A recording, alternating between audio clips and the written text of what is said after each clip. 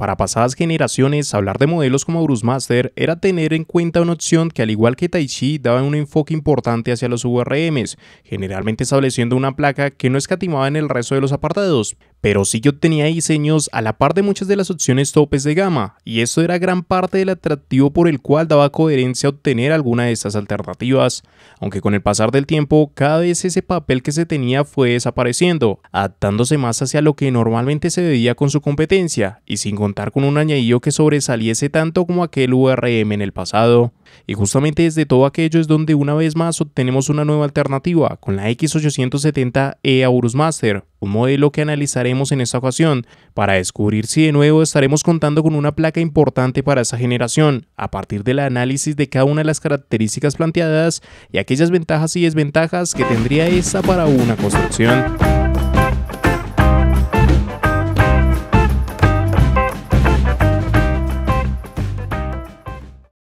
Pero antes de todo, recuerda pasarte por el enlace en la descripción, donde estarás encontrando los mejores precios para esta placa base, desde Amazon y de una forma segura. Pásate. Características generales.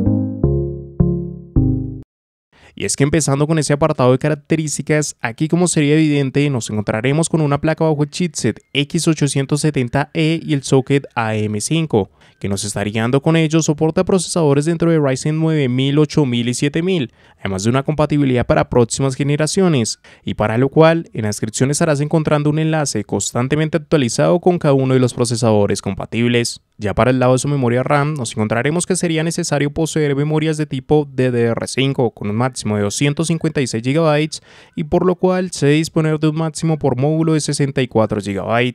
En relación con su frecuencia y por el chipset implementado, se limitaría la misma hacia los 5200 MT sin ningún tipo de modificaciones. Ya si habilitamos sus perfiles ESPO o realizamos modificaciones manuales en overclock, podríamos alcanzar hasta 8600 MT. Si es que necesitamos en su almacenamiento, en este caso contaríamos con 4 puertos SATA de 6 GB por segundo, que pueden ser configurados en modo RAID 0, 1 y 10. Adicionales encontraremos 4 V.2. Las 3 conexiones principales dentro de esta tendrían soporte para PCI Express 5.0 y tan solo la cuarta conexión va a retroceder ante PCI Express 4.0. De igual manera, habrían algunas distinciones en el formato de estos M.2, donde el primer M.2 sería compatible con tarjetas de formato desde el 25110 hasta el 2280, mientras que el resto de conexiones se moverían a formatos desde el 2210 hasta el 2280. Cuanto a sus puertos de expansión, se nos van a presentar 3 PCI Express con formato X16. En este caso, tan solo el PCI Express principal dentro de estos correría ante esas 16 líneas disponibles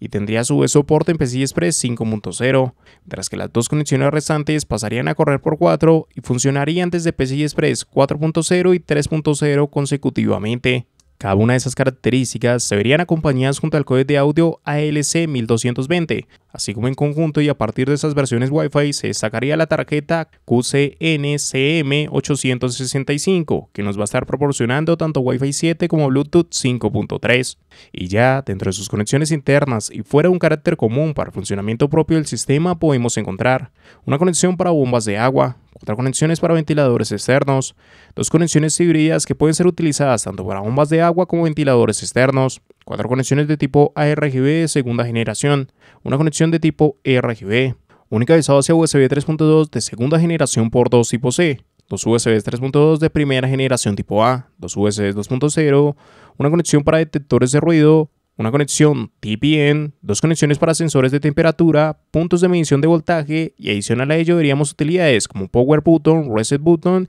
e inclusive una conexión HDMI. Así como también para el lado de las conexiones externas se nos presentarían 2 conexiones hacia USB 4 de tipo C, 4 USB 3.2 de segunda generación tipo A, 4 USB 3.2 de primera generación tipo A, 2 USB 2.0, una conexión hacia una RJ45 de 5 GB,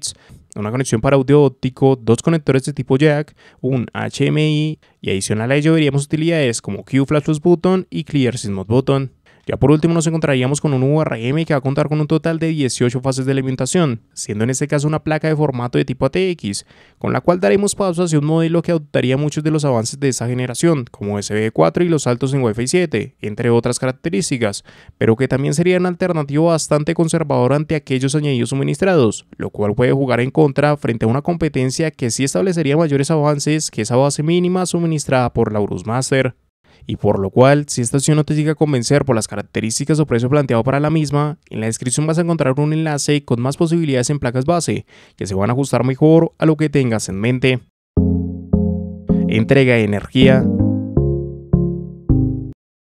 En cuanto al VRM que encontraremos con esta placa, la realidad es que no estamos ante un mal diseño, pero sí que tiene algunos altibajos frente a la gama correspondiente. Estamos hablando de que contaremos con un total de 18 fases de alimentación, que se repartirían entre 16 para sus V-Core, las encargadas de llevar la entrega de energía hacia esa CPU, más 2 para su SoC. Para la gestión de cada una de esas fases, nos encontraremos con el controlador central de Infineon XDP-E192C3B, desde el cual no se estaría optando por un diseño directo, sino que al igual que la mayoría de placas en el mercado, se establecería un diseño twin para dar gestión de las mismas. De esta manera, una única señal puede ser gestionada por dos o más etapas en la misma potencia, lo cual permite que el controlador no tenga que operar de forma directa con esas 18 fases de alimentación, sino que por el contrario, tan solo opere desde un modo de 8 más 2 y a partir de lo mismo daría gestión al total de fases que encontraremos. Ya si pasamos hacia esos MOSFET para sus V-Core, también veremos piezas de Infineon, con las PMC 41430, las cuales contarían con una capacidad hasta 110 A y Smart Power Stage, dejando así en conjunto un manejo en teoría y por parte de aquellos V-Core de hasta 1760 A, lo cual como te dije no es un VRM malo, pero sí que está por debajo de los diseños que encontraremos en su misma gama y costo, ya que dos referencias claras como eGaming y Carbon para X870 cuentan con dos fases en adición para esos V-Core, y si agregamos a Taichi dentro de esa comparativa, veremos cómo se da paso a 8 fases extra para esos V-Core, que es ante la que en verdad daría la mayor diferencia. Y como te digo, no es que sea un diseño malo, realmente te va a dar soporte a toda esa generación de procesadores, como la posibilidad de realizar modificaciones en OSI hacia los mismos, inclusive en el futuro seguirá siendo un buen VRM. Pero aún teniendo esto presente y hablando con propiedad, pues sí que es el peor diseño dentro de la gama donde se ubicaría por costos. ¿Con qué ventajas nos estaríamos encontrando?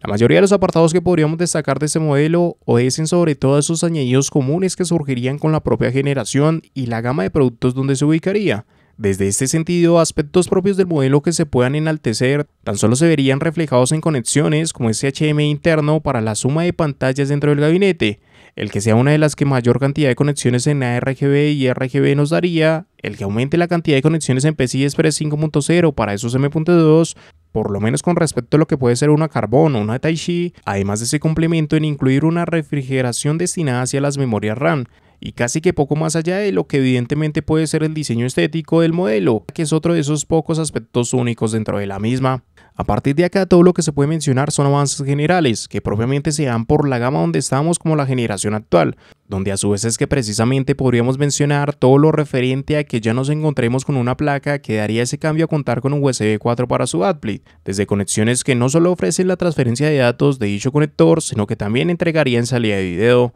el que se den avances correspondientes ante lo que sería el cambio en la conectividad inalámbrica de dejar hacia Wi-Fi 7, el estar ya contando con un RJ45 en los 5 GB. Dentro de eso también se tendrían que tener en cuenta la distinta gama de utilidades que nos va a proporcionar, entre lo que sería un Q-Code para la identificación de errores, accesos rápidos en Power Button, Reset Button, así como aquellos que recaen en el Backplate, donde se vería Clear Mode Button como Q Flash Plus Button.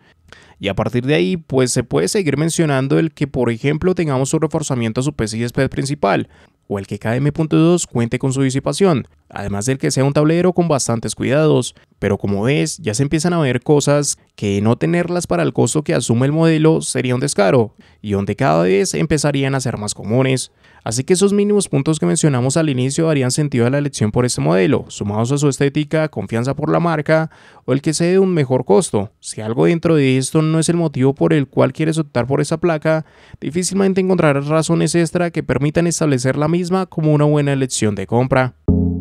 ¿Con qué desventajas nos estaríamos encontrando?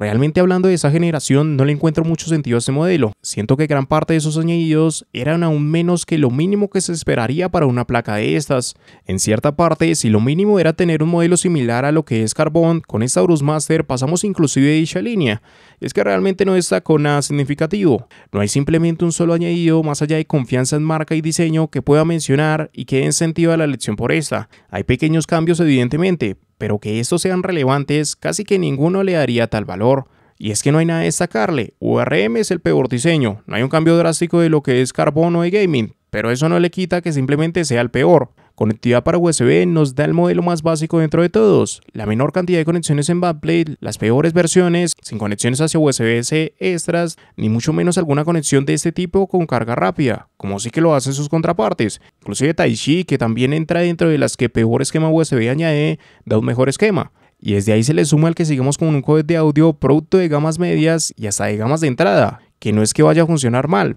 pero para los $500 que tiene de precio de salida este modelo no es algo que se debería conservar. Pero es que todo esto que mencioné es simplemente desde lo básico que debería cumplir. Es por ejemplo lo que nos da una Carbon, pero aún encima de esto opciones como estas crean plus en adición para optar por las mismas, como el que Carbon dé paso a contar con un Dual RJ45 o el que Gaming incorpore un quinto M.2, así como el que Type-C establece un URM partidario de topes de gama. Y frente a todo ello, no hay nada que Aorus Master pueda destacar, ni siquiera al hablar del diseño estético, porque fuera de gustos personales, tampoco veo un trabajo importante con el mismo como para resaltarla notablemente, y el costo debería denotar la diferencia con esas placas, pero sostiene el mismo precio en lanzamiento, lo que sigue destacando una poca coherencia. Aparte de ello, y como en cualquiera de esos modelos, también se suma problemas por anchos de banda compartido entre conexiones. De esta manera, el PCI Express principal compartiría ancho de banda con el segundo y tercer M.2, lo cual haría que la utilización de cualquiera de estos dos M.2 fuercen al PCI Express principal de pasar de correr por 16 a correr por 8,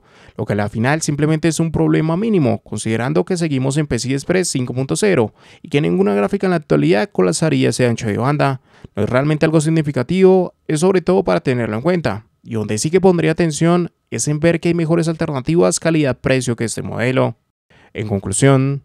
realmente no le encuentro un propósito a este modelo, o por lo menos algo que me haga llevar hacia una recomendación de la misma. Y es que directamente en la gama en la que se impuso y los costos que tomó por lo menos de lanzamiento, no dan sentido a seleccionar esta por encima de lo que puede ser una Carbon, eGaming o Type-C, a menos de que tengas implícita la confianza sobre esta marca o el diseño de esta sea relevante para ti. Pero fuera de esto, nada se puede decir, y es que la base planteada no era ni lo mínimo que debería esperarse. Propiamente Carbon era ese mínimo que uno esperaría optar, y ya de por sí, dicho modelo vimos cómo accedió hacia un mejor URM, mejor codec de audio y mejor esquema para USB. Y eso es solo hablar de lo mínimo, porque el aporte de esa misma, por ejemplo con un Dual RJ45, ya era un plus que empieza a incentivar esa decisión desde estas bases, mientras que otros modelos aún mejoran aquel plus, por ejemplo desde el URM proporcionado por Type-C, que es igual a los topes de gama, o ante la suma de un quinto M.2 para la gaming, que siguen aportando incentivos para optar por estas,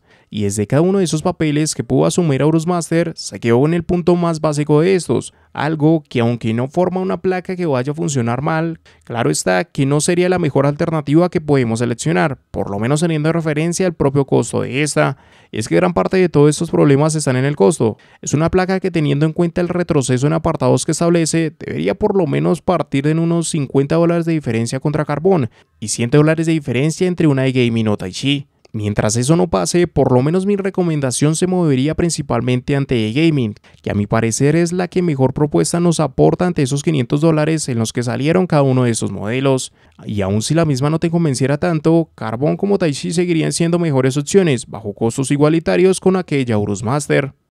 Y recuerda pasarte por el enlace en la descripción, donde estarás encontrando los mejores precios para esta placa base, desde Amazon y de una forma segura. Pásate.